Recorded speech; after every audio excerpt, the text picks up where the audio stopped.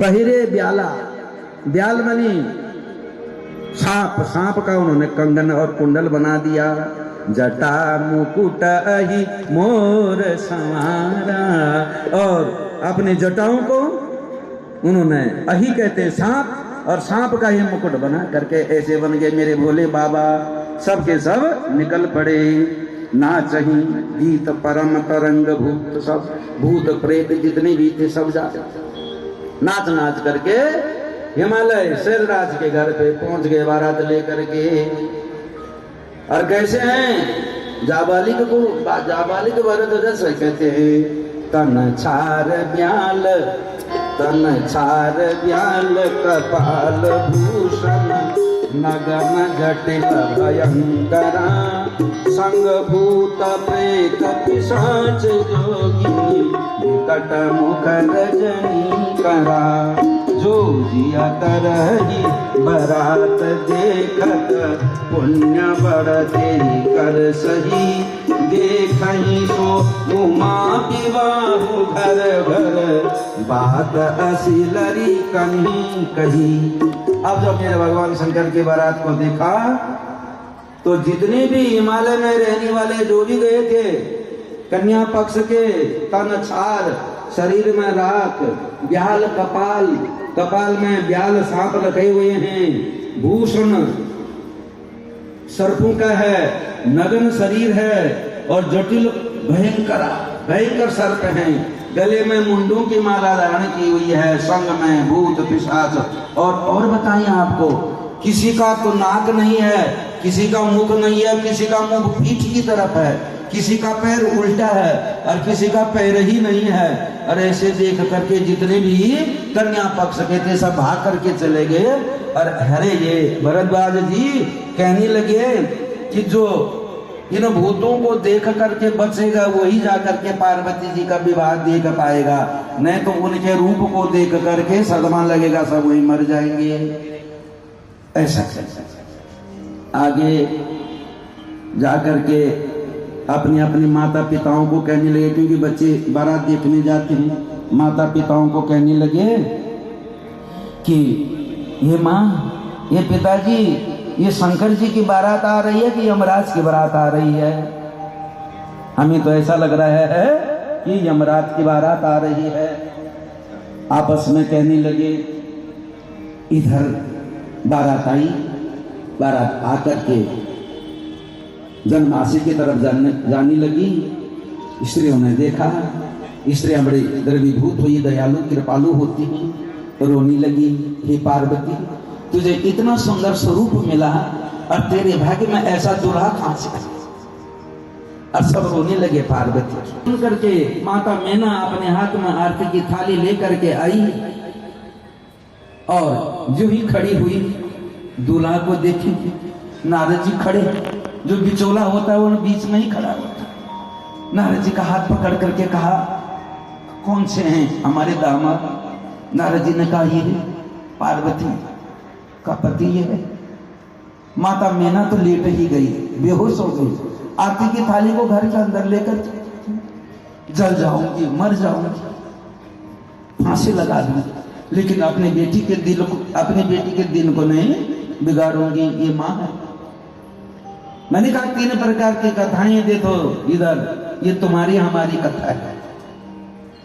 मानव के रूप में अगर मैना को समझो तो ये तुम्हारी हमारी दशा है, और लीला में तो ये केवल मेरे भगवान नाटक कर रहे हैं। अध्यात्म पार्वती क्या है बोलो? धीर है। पर्वत की पुत्री जो धैर्य है वही पार्वती है, और बिना धैर्य धारण किए हम भगवान को नहीं पा सकते हैं। भक्ति में, ज्ञान में, कथा में विभिन्न प्रकार का विघ्न उपस्थित होता है, और उन विघ्नों को यदि हमने समाप्त कर दिया तो भगवान तो मेरा हृदय देश में ही है, यही है इसका अध्यात्म तत्व। बिना पार्वती बने शिव की प्राप्ति नहीं होती है। पार्वती लेट गई और तुरंत नारद कर मैं कहाँ बिगारा, अरे भवन और जिनु बसत गुजारा, हस उपदेश ही उमहि दिन दीना, बोरे वरही लागी तसुकीना। नारद कर मैं कहा बिगाड़ा है। नारद उनका हाथ पकड़ करके मनी तेरा क्या बिगाड़ा, तूने मेरी बेटी का अहित कर दिया। भवन मोर जिन बसत उजाड़ा, मेरी बेटी के बसते हुए घर को तूने उजाड़ दिया। अस उपदेश उमहि जन दीना, तूने जो उमा को ये उपदेश दिया पार्वती को कि तू तब करेगी तुझे शंकर मिलेगा, तूने बड़ा अनर्थ कर दिया। उसमें शोक और हर्ष को प्राप्त नहीं हो। दुख मिले तो शोक नहीं करो, हर्ष हो तो उसमें हर्ष नहीं मनाना चाहिए। फिर नारद जी मैना का हाल देख करके उसका हाथ पकड़ करके बैठते। यहाँ तो ऐसा लिखा है कि सारी कथा बताते हैं कि सती ही पार्वती बन करके आई, ये शंकर ही है, इसमें कोई संदेह नहीं है। तुम्हारी जो बेटी है वो पराम्बा भगवती जगदम्बा है, उनकी अर्धांगिनी है, वो शिव से भिन्न नहीं है, केवल अलग हैं। यहाँ तो इतना ही लिखा है, लेकिन शिव पुराण में बड़ी दिव्यता है। शिव पुराण में तो शिव और पार्वती के विवाह को बड़ा लंबा खींचा है, उसमें देवता भी हैं। पहले विष्णु जी जाते हैं तो मैंने कहती है नारद से यही शंकर है, बोले ना ये नहीं। फिर ब्रह्मा जी को देखे ये है, ये नहीं। फिर इंद्र, सारे देवताओं को पहले देखे, पहले देवता लोग जाते हैं और लास्ट में जाते हैं भगवान शंकर। इस प्रकार नैना को विवाह का जो आनंद है वो नारद जी कराते हैं। लेकिन सती से ये पृथक नहीं है, तुम्हारी शादी नहीं करने से तब भी पृथक नहीं होंगे। इनका देह अलग है लेकिन चेतन तत्व ही कही है।